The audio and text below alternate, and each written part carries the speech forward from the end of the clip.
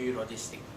So I'm new of the company, and the main reason that we joined this company is because this company always gives a chance to the people to develop the career, and the most important thing is they always take care of each other.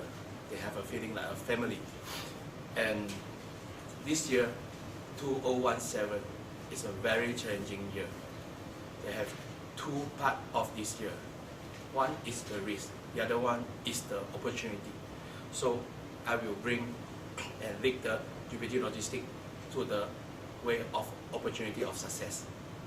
And at last, I wish to wish our company in Vietnamese. Kiến trúc tại tiến, tới thắt chân thắt, một năm mới, an khang tiếng vượt, vượt sơ nhớ dí.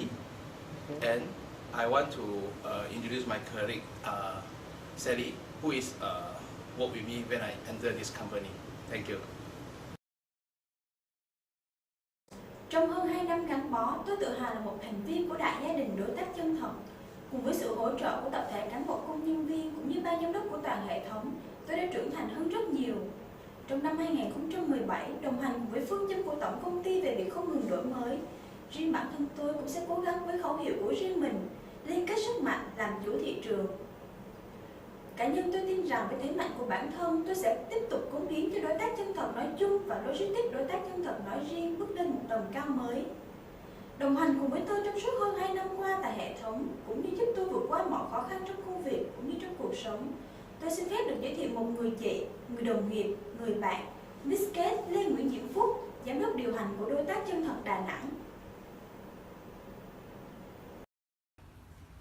Với những thành công của năm 2016, 2017 với đối tác chân thật Đà Nẵng sẽ là một năm ổn định nội bộ, kiện toàn nâng cao hệ thống nhân sự, đảm bảo chất lượng dịch vụ và đồng thời phát triển thị trường sang các khu vực lân cận. Không có con đường nào đi đến thành công là dễ dàng, nhưng cũng không có khó khăn nào là không thể vượt qua nếu như thật sự nỗ lực, cố gắng và hơn hết là đồng tâm hiệp lực chung tay vì một mục đích chung. Đó là điều tôi luôn tâm niệm sau 3 năm đồng hành cùng đối tác chân thật. Và cùng chung suy nghĩ đó, luôn đi đầu trong công tác đổi mới công nghệ, chuẩn hóa chất lượng dịch vụ. Tôi xin được trân trọng giới thiệu anh Kenny Nguyễn Trọng Huy, giám đốc điều hành công ty trách nhiệm hữu hạn một thành viên đối tác chân thật miền Nam. Năm 2016, công ty trách nhiệm hữu hạn một thành viên đối tác chân thật miền Nam nói riêng cùng với các công ty thành viên đối tác chân thật nói chung đã nỗ lực không ngừng xây dựng nội bộ, hoàn thiện chất lượng hệ thống ngày một tốt hơn. Bước sang năm 2017, năm văn hóa doanh nghiệp cùng với phương châm hành động không ngừng đổi mới, công ty trách nhiệm hữu hạn một thành viên đối tác chân thật miền Nam sẽ tiếp tục đi đầu trong việc đổi mới quy trình, công nghệ để hoàn thiện chất lượng dịch vụ cung ứng ngày một tốt hơn. Và tiếp theo, tôi xin giới thiệu một thành viên của UBG đã gắn bó từ những ngày đầu, đã đồng hành, đã đóng góp phần công nhỏ trong việc xây dựng hệ thống, anh Mắc Hoàng Minh Tân, giám đốc công ty cổ phần đối tác chân thật Hải Phòng. Lần đầu tiên tôi xin được bày tỏ lòng cảm ơn sâu sắc đến toàn thể ban lãnh đạo và cán bộ nhân viên hệ thống đối tác chân thật đã luôn đồng hành sát cánh cùng tôi trong suốt thời gian qua. Hôm nay tôi, Hoàng Minh Tân, thực sự xúc động khi được phát biểu với vinh dự và trách nhiệm trở thành giám đốc công ty đối tác chân thật Hải Phòng. Từ bước tiến trong ngôi nhà chung với tên gọi đầu ô chân thật phương Đông, tôi được học hỏi, được phát huy sở trường của mình trong toàn diện các lĩnh vực khai thác như giao nhận, nâng hạng, giám định, vệ sinh, sửa chữa container. Với tôi, UBG là một môi trường làm việc chuyên nghiệp, sáng tạo và đầy cống hiến.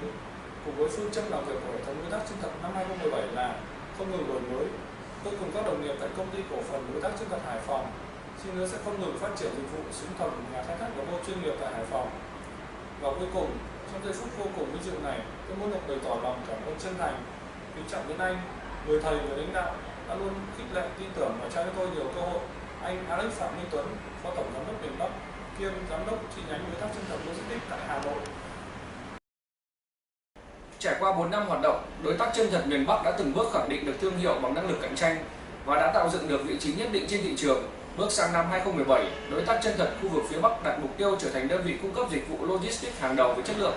Song song với công tác đào tạo, kiện toàn bộ máy để nâng cao năng lực cạnh tranh, ngoài khu vực kinh tế trọng điểm, Hải Phòng, Hà Nội tiếp tục mở rộng thị trường tới các tỉnh thành thuộc khu vực phía Bắc. Đối tác chân thật trong định hướng và mục tiêu vươn tầm trong khu vực, ban giám đốc đặc biệt chú trọng đến lĩnh vực đầu tư nước ngoài. Để thực hiện chiến lược này, cần những con người có kiến thức, kinh nghiệm và có năng lực trong giao dịch quốc tế. Với kinh nghiệm nhiều năm công tác tại hãng tàu, gia nhập đại gia đình chân thật từ năm 2016, anh đã nhanh chóng phát huy, hòa nhập và đảm nhận một trong những vai trò chủ chốt của đối tác chân thật. Tôi xin trân trọng giới thiệu Mr. Francis Hồ, CCO tổng công ty kiêm giám đốc điều hành chân thật Cambodia và Myanmar.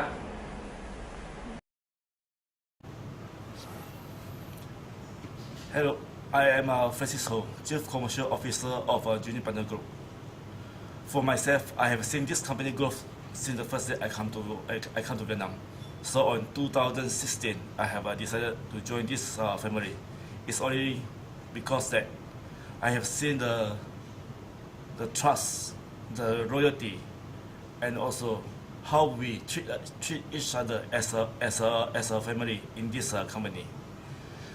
So as I join this company, I am confident and I trust that we can all together in 2017 we will bring this company growth not just within Vietnam but towards Southeast Asia. And since to now it's a Tet holiday, I would like to wish everyone a prosperous New Year. And now I would like to introduce our General Director, Miss Wendy. Với tôi, đối tác chân thật là một đại gia đình thứ hai. Đã có lúc tôi mệt mỏi, muốn buông xuôi vì những trở ngại trong kinh doanh. Nhưng nhìn lại sau lưng còn rất nhiều gia đình nhỏ trong một gia đình lớn này. Thế là lại tự nhủ phải cố gắng và nỗ lực vượt qua. Năm 2017, tôi đặt mục tiêu cho chính bản thân và tổng công ty là hoàn thiện bộ quy chế quản trị nhân sự và kết nối toàn hệ thống trên mọi phương diện. Và để đối tác, khách hàng biết đến đối tác chân thật phát triển như ngày hôm nay, không thể quên được một nhân vật rất đặc biệt, người đã luôn lao tâm lao lực, dành hết tâm trí và thời gian của mình để là một cố vấn chuyên nghiệp cho tôi cũng như các anh chị em giám đốc điều hành. Một vị thuyền trưởng tài ba chèo lái con tàu đối tác chân thật vượt qua những sóng gió trên hành trình vươn xa của mình. Vâng, nhân vật mà tôi trân trọng giới thiệu đó là anh Alex Nguyễn Thanh Hân, Group CEO của đối tác chân thật.